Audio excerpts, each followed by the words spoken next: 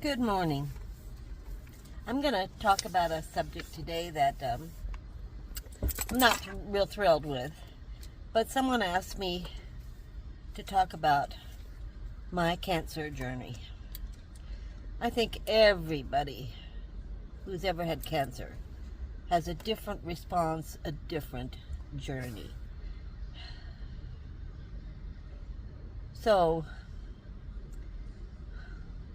my coping mechanism may not be yours, but it allowed me to get through all my life crisis. And I don't know that I considered cancer a crisis. As I told my doctor, it's just a word. And it's a word that you don't really want to hear, but it's a word. That's all it is. Yes, there's a disease behind it, but it's a word. A word that fills you with fear, basically. And I don't like that. I don't like the word. And I get kind of angry when they use it. I get angry at the disease, at the word, not at the doctors, just at the word. So, mine is a little different. I've had 4 cancer scares. My first one when I was 40, and I had to have a complete hysterectomy, only to find out after the fact that no, it wasn't cancerous. And they did do a biopsy, but I never got any results. I don't know what she did with it, but I'm not even going to go into how she did it and how bad that was. But so afterwards they said, oh no, it wasn't cancerous. And that was my first lesson. Now, that was 37 years ago. They're a lot better now. That was 37 years, so I don't know, when I was 40, 1987. So then, 2016, I went in for a normal scan. I had a lung infection of some kind, and they wanted to scan, do this and that, whatever. You know, there's so many. There's the PET scan, there's the MRI, I've had them all, you know, just whatever. Yeah. I don't think I want any more. So, when I went in, it was just to find out if I had an infection, and, you know, then they were going to treat me. And my doctor set up an appointment to go over everything. Jason doesn't go to the doctors with me. I mean, 2016 was almost 10 years ago, so I was like 67. 67, yeah. How old was I? Yeah, 67. Around 67. I was working at KFC and at a small little studio cottage. So, it was a different time. So, when you go in, it's not really normal that they find 2 cancers on one scan. And lucky me, they did. Now, you all know, and if you don't, I'm a very positive person, and I don't like negativity at all. If you tell me something that's very negative, I'm going to shut it out of my mind. So, the doctor proceeds to tell me about these cancers, and I shut her off. I just shut down. So when I walked out, I thought, well, I better call my son. He's going to have to come, because I don't really know what she said. I do know she said cancer and breast cancer and kidney cancer. But I really, you know, I need my son. So, called Jason, because he listens, and then Jason's the only one that can explain things to me, because I go into my zone, and I don't hear what you have to say. I could care less what you have to say. I'm not hearing it. Don't ask me why. I just do. I just shut down. I don't want to hear it. So he went with me, and we found out what was what. He explained it all to me. My life didn't change drastically, except for the daily things I had to do. The first surgery they did was the breast surgery.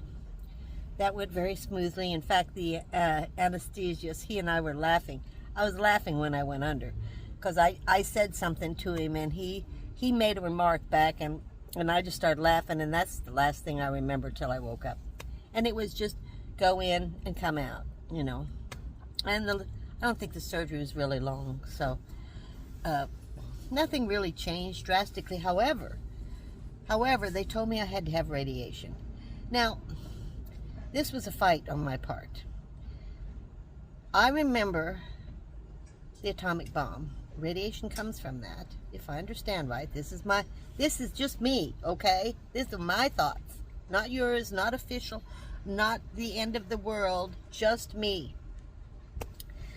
And I thought, I said to the doctor, I didn't just think it, I said it. I said, you do know that I used to hide under my desk in drills from the atomic bomb, and that radiation is a very bad, bad thing. And she goes, yes, but we have it to where it's a pinpoint, just a pin, like a pin head laser. And that pinhead laser goes right to the cancer site. So they finally talked me into it, but I really didn't want to do it. I really didn't. And I absolutely refused any kind of chemotherapy. That's in my records. Don't even offer it. Don't talk to me about it. I'm not doing it. So, anyway, I keep saying so. I apologize. We went through that surgery. And for 6 weeks, they make a mold. When the first time you go in, they make a mold for your body. And your body has to be that same exact position every single time they do the laser radiation treatment. So that mold puts you in the exact location you're supposed to be in. Then they don't have to fiddle it, you know. So they did. In the meantime, drama. I didn't have a lot of money. I had to drive 30 miles to get the radiation one way, 60 miles round trip. I didn't have a lot of money, you know. My doctor had said to me, why don't you contact the Cancer Society and see if they can get you help. I emailed. I did everything online. I emailed, and I was turned down. They wouldn't help me at all. They said I needed to be 3rd or 4th stage cancer, and I was 1st stage. So there was no help from them. And I showed her the email because she couldn't believe it. She goes, they won't help you. I said, no. I showed her the email, and I said, all these donations to the Cancer Society, and they can't help me with gas. I just wanted money for gas. I didn't have enough money for gas every day for 6 weeks. So my wonderful, wonderful oncologist got donations in gift cards, gas cards, and she got me, these are people who she knows, and they gift things, and she kept me supplied with gas cards so that I could afford to go every day. She didn't want me to have a reason not to go, because I fought her so much on this. She was absolutely wonderful. So, and she also knew one of the top doctors in kidney surgery. I don't know. It's been so long, and I was out of it, and I didn't want to deal with it. And you know, when she first told me and Jason was there, I said, let's just take care of it. Let's just get rid of both of them. I don't want to talk about it. Let's just do it. Just tell me what I got to do, then we just do it. That's my feeling. That's how I feel. That's how I want to handle it. So she knew the San Francisco, there's a school, medical school in San Francisco, and they train the doctors, and she knew the head of that. And she asked him if he would do the surgery. They agreed to, as long as I allowed them to make it a teaching class. In other words, wherever the students stand, whether it's up above, that's what TV shows, I don't know where they stand, they're going to do the surgery in front of all the students. And they did. It was a very long surgery from what I understand. And I woke up in a lot of pain. And the pain was from the insertion of the IV into my hand. My hand was a monster's hand. It was so huge. You couldn't blow on it without pain, severe pain. But the rest of the surgery was fine. That was the one I think I told you, the story about the male nurse came in and said, it's time for us to take a shower. And I looked at him, I said, there is no us. I can take the shower, but you're not coming in with me. I don't know you. So they got a female. So they set it up. That surgery was, because it was a school and I didn't understand, there were 5 hours. We got there at 4 o'clock in the morning or 5 o'clock in the morning. I was scheduled for 7 or 8. And 5 hours later, like 1 or 2 in the afternoon, they still hadn't taken. So it's a very emotional thing. You're talking cancer, you're talking surgery. There were 2 ways to do kidney. Because you have 2, they feel you can lose 1. So they said, it's really easy surgery. We could just take it out. It's really fast and easy. There's more complicated surgery where we only take the 10% that has the disease. I said, take the 10%. I don't want to lose the kidney. A partial kidney is better than no kidney at all. I want you to just take 10%. If that's all that I'm going to lose, 10%, take it. Much more complicated. So we did go through that. I think I was out of there, I want to say less than 7 days. The first night after surgery, again, I asked to walk. It wasn't until the next day. I had a wonderful male nurse who would walk me, whenever I wanted to walk. And that's what I did. But during all this drama, all this process, KFC's new manager did not want, I wanted to schedule around this daily radiation for 6 weeks. Would she build the schedule around that and let me work at certain times during the day? She absolutely refused. And she would not work with me at all. She would schedule me and then I couldn't show up. And then she said, we're going to fire you if you don't show up. I can't show up. It was just drama. Just a lot of drama. I am in the Home Depot parking lot, and there's builders here loading up stuff all around me. So this is the noise you're hearing. I don't know that my journey was horrific. It wasn't wonderful. It was a journey. I don't like to think about it. I am a cancer survivor, I guess you could say. They just cut everything out. So the fourth and final, and it is the final, if they tell me again, I'm not going to deal with it. I'm just telling you, I'm not going to deal with it. I think, was, they did, again, I keep getting infections in my lungs. I have a lot of infections in my lungs, and I had many, many problems since I was a child. But anyway, I went for a scan, and again, it was a PEP scan, I think. That one was a PEP scan. And they came back, and I went in to see the results, and she says, you have cancer. I need to set up a biopsy for you, a lung biopsy, to find out what kind. And I said, no, I don't have cancer. I just knew I didn't. Don't ask me why. Maybe I was just determined. I said, I don't have cancer. I don't want to do this. And I'd had a nightmare of dying on the table when they were doing the biopsy. So I absolutely refused the biopsy. So I asked that we wait 3 or 4 months, do another PET scan, and see how fast it's growing. The next PET scan, it had shrunk. It was not growing, and no, it was not cancer. And I'm just thinking, because she sees so many x-rays, it looked like cancer, and she's telling me it's cancer.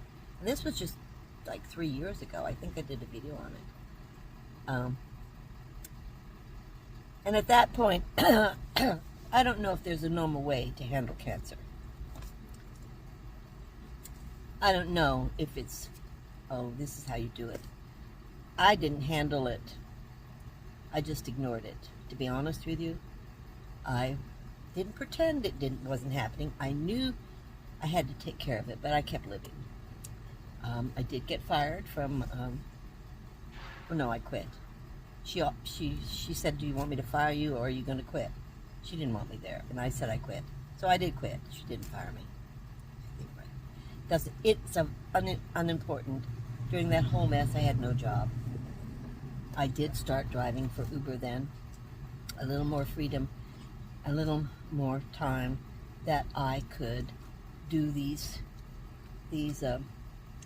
appointments. I think about the third week is when I lost my job at KFC. I had 3 weeks left. So it was interesting. I don't consider it a journey. It's just another thing I have to go through. It's just one more thing on my plate that I have to, wipe off and put in the trash. And that's what I did with cancer. I don't know what kind of journey you had. I don't know how difficult it's been, because we're all so different emotionally and physically. And our bodies react differently. Mine has been very good to me. And I follow everything the doctors tell me to do so that I can heal faster. I ignore pain. Sometimes I don't. I'm getting old. But pretty much I just pretend it's not happening. And I just keep going. Because I want to get away from it. I don't want any part of it. I don't know if this has helped you in any way. I'm so different from how I handle things. I do depend on my son to explain things to me, because I do shut down. Yeah, you want to talk to me and it's negative, I'm shutting down. I'm pretty much not going to know what you said to me. So that's a good thing and a bad thing. If you're lucky like me and you have a son who will go with you, he goes to most of my doctor's appointments with me now, because he wants to understand, because I can never tell him what happened. I can never explain it. So he goes with me. Because they're all doing things that are negative. I thank you for watching. I hope this helps somebody. I don't know if it will or not. I'm belittling cancer. I'm not making it this huge flashing sign. I'm saying one more thing. Just get over it. I just have to deal with it, take care of it, and then move on. That's how I'm treating that word. So I'll see you next time. Thank you for liking, subscribing, and commenting, and sharing. And I give you all my love.